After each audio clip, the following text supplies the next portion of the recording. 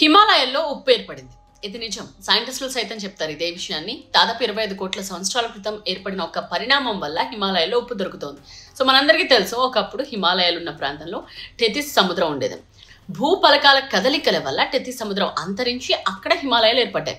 So ఆనాడు Tethys సముద్రం కారణంగా ఏర్పడిందే ఈ హిమాలయన్ రాక్ సాల్ట్. అలాగని పింక్ కలర్లో ఉండేదంతా రాక్ సాల్ట్ కాదు. చెట్టు పేరు చెప్పి కాయలు అమ్ముకునే తరహాలో కొందరు మామూలు ఉప్పులో ఆరెంజ్ అలాగే పింక్ కలర్ కలిపి అమ్ముతున్నారు. ఇది వాడితే అసలుకే మోసం వస్తుంది. కాబట్టి వాడాలనుకునేవారు బ్రాండ్ అండ్ సర్టిఫికేషన్ చూసి కొనుక్కోండి. సాధారణ ఉప్పు కంటే హిమాలయన్ రాక్ సాల్ట్ చాలా మంచిది.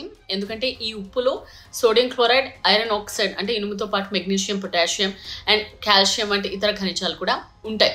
సో ఇందులో ఐరన్ ఆక్సైడ్ ఉన్నందునే సహజ సిద్ధంగా దానికి గులాబీ లేదా ఆరెంజ్ కలర్ వస్తూ ఉంటుంది. దీని తవ్వకం వ్యయప్రాలతో కూడుకున్నది కాబట్టి ఖరీదు కూడా కాస్త ఎక్కువ. ఈ రాక్ సాల్ట్ ఎక్కడ ఎక్కువగా దొరుకుతుంది అంటే పాకిస్తాన్లోని ఖేబ్రా గనులు. సో ఈ ఉప్పు వాడితే శరీరానికి మంచిది. సోడియం తక్కువగా ఉండే అవకాశం ఉన్నందున బీపీ పేషెంట్లకు కొంతవరకు ప్రయోజనం. బట్ అతిగా వాడితే ఇబ్బందులు కూడా తప్పవు.